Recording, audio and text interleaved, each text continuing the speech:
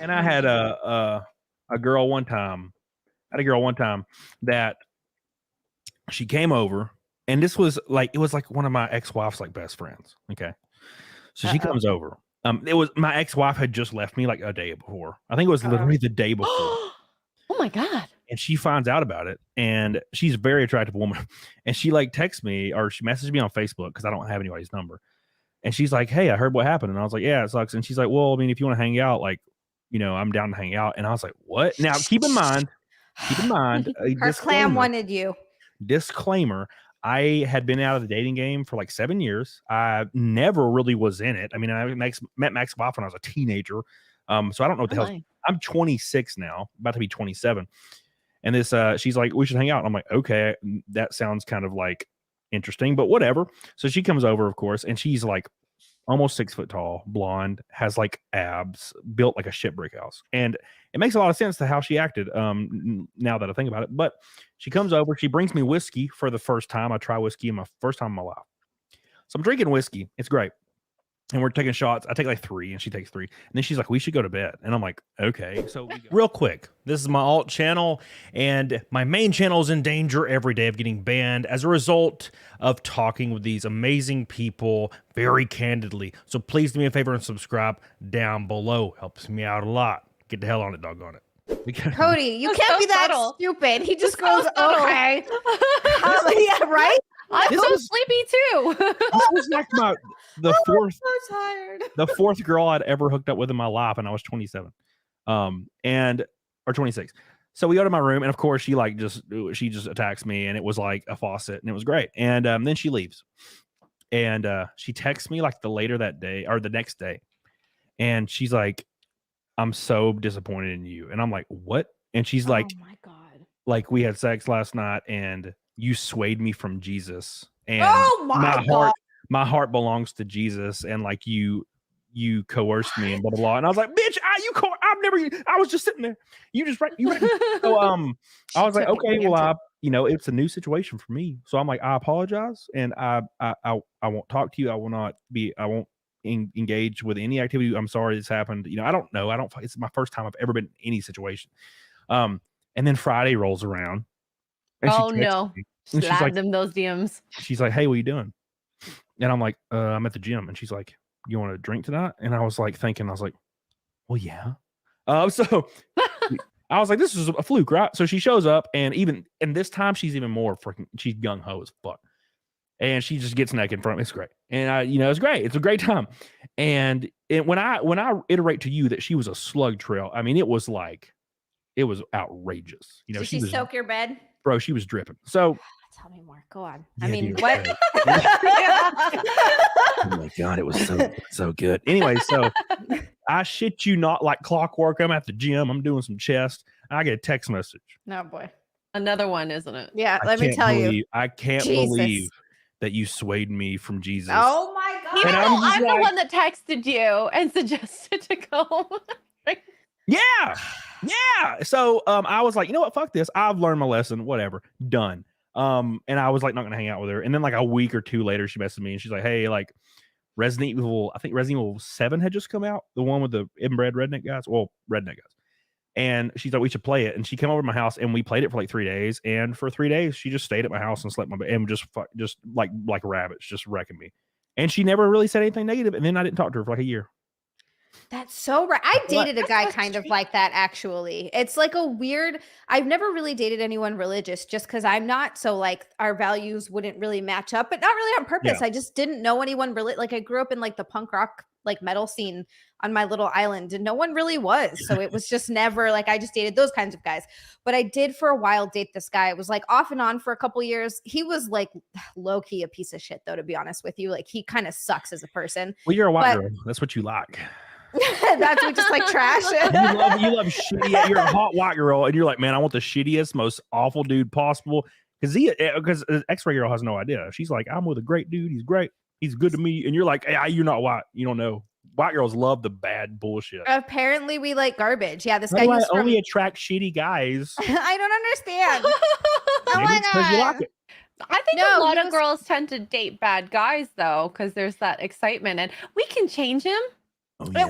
It wasn't that. It was just it's just you're gonna date shitty people. Not every one of my exes was shitty. A lot of them were great guys and it just didn't work out. But then some of them were really shitty, and this is one of the shitty guys.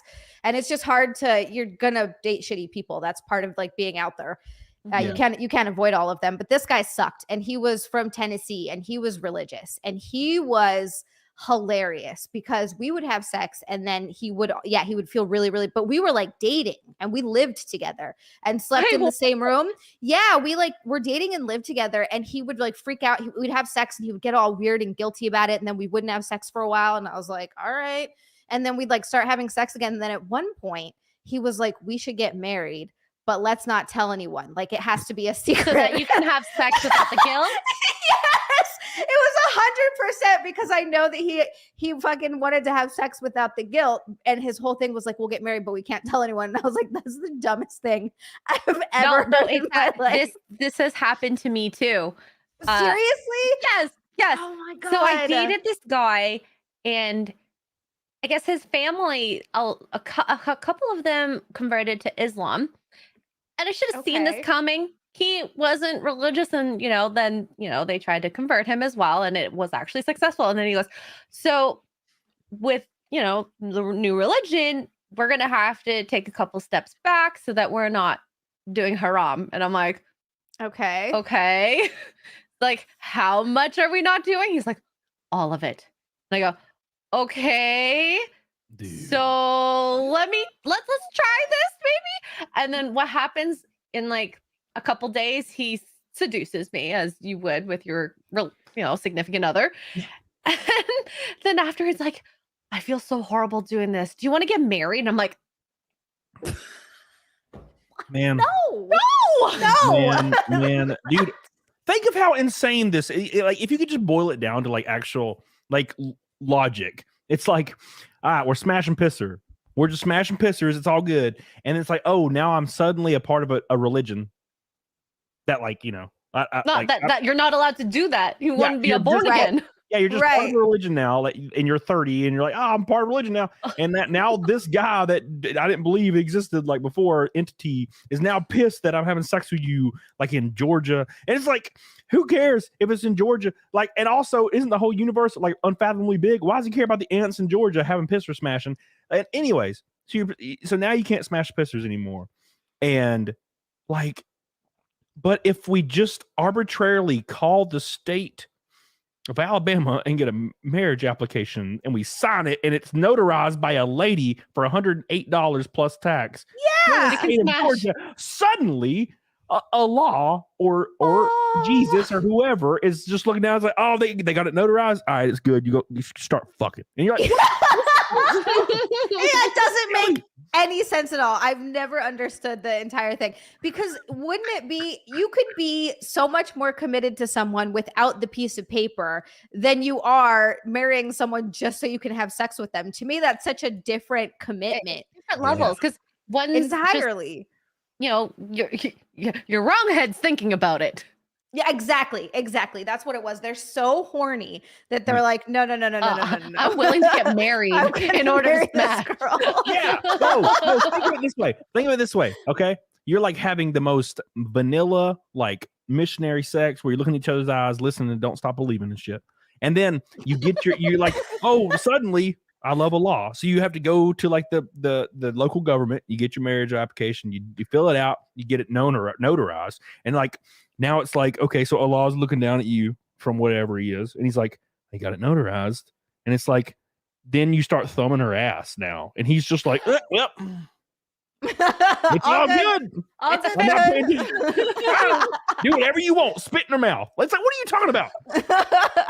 Where's the line? I don't know. It's very silly to me. Well, my favorite is also then, I heard this is very popular among Catholic women, but I think other religions as well. An extra girl immediately was like, oh, I know. I heard about this. They're like, as long as you don't put it in my pee hole, if you put it in my bee hole, all good. Smash that bad boy right open. Peanut butter and jelly. Yeah. No, wait, what? No one Zia is inserting anything in anybody's urethra unless it's a catheter. And also, no, use a pee hole. What I meant. No. You can't split hairs, Zias. There's some virgins in our chat. They'll freak out. No. No, she means no P in the V, just P in Thank you. Don't And pee. the B. No, dude. No, Yeah. that's a great point you bring up. It's like like there's some Catholics that are like, you can just bang my ass. And I'm like, wait, hold on. So there's an actual God looking down at you, and he's like, oh shit, they're about to do it. Oh my God, he's got it out. Oh, he's hard. Like he's like getting on the phone. He's like, bro, we can call in all the angels. You gotta do something. They're fucking. And then all of a sudden he like puts it in her ass. He's like, oh, false alarm. Have at it, champ. They're all like watching the binoculars. Oh, this is great. Dude, he is right in her ass. It's literally like 2% where it's, you would do the haram and then everywhere else is fine. It can go in your mouth, it can go in your elbow, your feet, it's fine. Oh yeah, foot job. That has to be okay, right?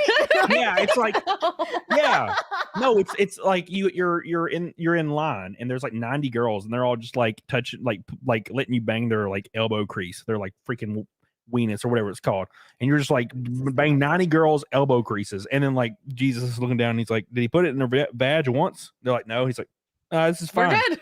I see nothing wrong with this. It's kosher. It's so silly. It's all so damn silly, man.